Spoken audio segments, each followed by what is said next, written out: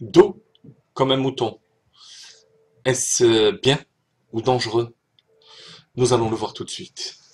Après Parashat Yitro, les 10 commandements, nous passons à Parashat Mishpatim. Dans cette paracha, la Torah nous parle de lois logiques, les lois sociales, les lois de gardiennage, le respect des parents, etc. De ce fait, la Torah veut que l'on intègre, que l'on intériorise les valeurs des 10 commandements. Ne pas seulement les accepter au niveau de la foi, mais faire en sorte que ça nous transforme. Ça transforme nos midotes, nos émotions. Et on va choisir un pasouk, un verset, et on va l'expliquer en profondeur, de manière à pouvoir le réaliser au quotidien. Al kol devar pesha, al shor, al chamor, al se, al salma.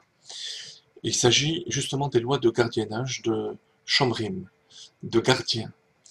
On est tous, chacun d'entre nous, gardien de notre neshama, de notre âme. Or, vous savez que même le shomer chinam, le gardien bénévole, qui rend service, est responsable. S'il commet une faute en laissant la porte ouverte, par exemple, il a le devoir de payer le dommage qu'il a commis, même si son but était uniquement de rendre service. Là, la neshama est là, dans ce monde, dans notre corps, pour accomplir un but. Et elle a un salaire aussi. Donc la responsabilité est d'autant plus grande. Malheureusement, ou heureusement, c'est Dieu qui a décidé de cela pour notre libre arbitre, pour notre bien. Il y a le Yetzer Hara, le mauvais penchant, l'âme animale, qui est là, qui peut prendre l'apparence du taureau, comme le passouk dit, al-shor, al-chamor, l'âne, al-sé, le mouton, al-salma, le vêtement. La Chassidoute explique qu'il s'agit là de 4 formes différentes de l'âme animale. Shor, Shor, le taureau, ça représente Shor Nagar, la brutalité. Il y a des situations dans lesquelles euh, on, on devient brutal, parfois sans même s'en rendre compte.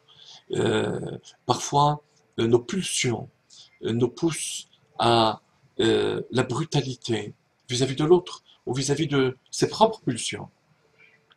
C'est pas le plus grave. Il y a ensuite Chamor, l'âne. L'âne, la Gemara nous dit Chamra afilu bitkufa de tamuz krirale. L'âne est un animal froid. Ça représente la froideur, l'état de la personne insensible. Et de ce point de vue, c'est encore plus grave que le taureau. Le taureau est brutal, mais il y a une chaleur, il y a une certaine sensibilité. L'âne, c'est la froideur. Ensuite, on a Salma, le vêtement. Je saute intentionnellement le mouton, vous allez voir tout de suite pourquoi. Le vêtement, en hébreu, beged, vient du terme boged, ou bagadnou, qui veut dire traître ou traîtrise. Quand on avoue nos fautes devant Dieu, Hacham nous bagadnou, on avoue avoir été traître envers Dieu. Dieu qui nous a donné notre vie, notre existence, la santé, notre parnassa, euh, on lui rend très peu de ce qu'il nous a donné. Et là, il s'agit comme un vêtement, comme le vêtement qui dissimule la personne, qui est traître, dans ce sens qui dissimule.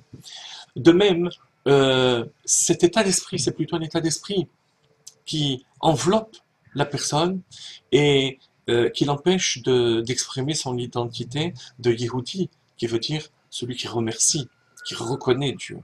Ça, c'est le béguet. Et encore plus grave que ça, c'est doux comme un mouton. Le problème du mouton, ou de l'agneau, c'est qu'il n'a pas de personnalité. Il se laisse aller au, au gré du vent qui tourne. Dans n'importe quel milieu, il va chercher à se fondre à ce milieu, à s'assimiler à ce milieu. Et ça, c'est ce qu'il y a de plus grave. Le prophète dit, c'est Pesura Israël. Le Israël, ce sont les mêmes termes que lit, roche, la tête. Le peuple juif, c'est la tête qui doit guider le monde, le phare des nations. Et lorsqu'on est saint, c'est-à-dire mouton, on ne guide plus rien, on ne se guide même plus soi-même. Et ça, c'est tragique pour un juif. N'oublions pas que même en Égypte, qui était l'exil le plus dur pour le peuple juif, il n'y a pas eu un seul mariage mixte. La seule qui a eu des relations avec un Égyptien, et de manière forcée, c'était Shlomit Bat Divri, et la Torah en parle, justement pour nous dire qu'en dehors d'elle, personne n'a eu ce rôle du mouton. Manque de personnalité. C'est ce qu'il y a de plus grave, mais le mouton aussi peut changer. On peut l'amener dans la Kedusha, dans le domaine de la sainteté, si on arrive à extirper la personnalité de la personne qui n'a plus de personnalité. En fait, elle l'a toujours, mais elle est cachée en lui. Si on arrive à extirper cette personnalité, on peut en faire un mouton dans le bon sens. Le mouton dans ce sens qui s'annule, qui se soumet à Kadosh Baruch Hu. Kerachel lifne gozezeha ne'elama. Comme une brebis, c'est la famille donc du mouton, de l'agneau, qui est silencieuse lorsqu'on l'attend. De même, on est les moutons, les agneaux d'Akadosh Baruch Hu. Alors pour pratiquer cette transformation, ce travail des midot de la personne, le passouk dit Ad ha'elokim yavot devar shneim, qu'il faut aller au Bet Din, au tribunal. Le tribunal, à son origine, c'est Moshe Rabbeinu. Et à ce moment-là, si il est avéré qu'il est coupable, Shnaim Yishalem, il paiera le double.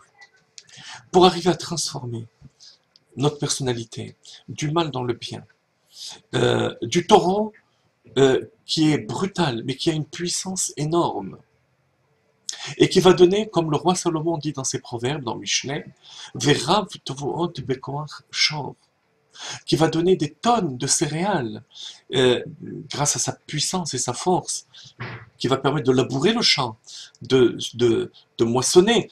Un être humain n'est pas capable de développer une force pareille. De même, le juif peut prendre cet aspect brutal et le mettre dans le domaine de la Kedusha, la puissance dans l'étude de la Torah, dans les mitzvot, dans le rayonnement qu'il diffuse autour de lui. Même l'âne peut passer de la froideur, du caractère insensible, à une froideur positive. Comme le passouk dit, Issachar Chamor Garem, Issachar qui se consacrait entièrement à l'étude de la Torah, est comparé à un âne qui porte le double de sa charge. On dit qu'un âne est capable de porter le double de sa charge parce qu'il est insensible à la douleur. Lorsque on prend ce caractère insensible, négatif, et qu'on le met dans le domaine de la Kedusha, on arrive à accomplir des efforts surhumains. Ça c'est l'âne. Les mitzvot, on l'a déjà dit, le vêtement, c'est cette enveloppe dans laquelle la personne peut se trouver et qui va faire qu'il va être traître. Ça va se transformer en enveloppe de mitzvot. Les mitzvot sont appelés aussi les vêtements de la neshama. Et l'agneau aussi va se transformer en mouton doux et docile par rapport à la volonté de Dieu. Pour arriver à cela, il faut l'attachement à Ad ha'elokim jusqu'au tribunal qui remonte à Moshe Rabbeinu, l'attachement au tzaddik de la génération. Parce que c'est lui qui nous motive, qui nous élève à une dimension qui va retirer le maximum de notre personne. Shnayim Yishalem. Arriver au double, lorsqu'on dit le double, ça veut dire sans aucune commune mesure avec ce qu'on est capable de faire. Bonne chance, Shabbat Shalom.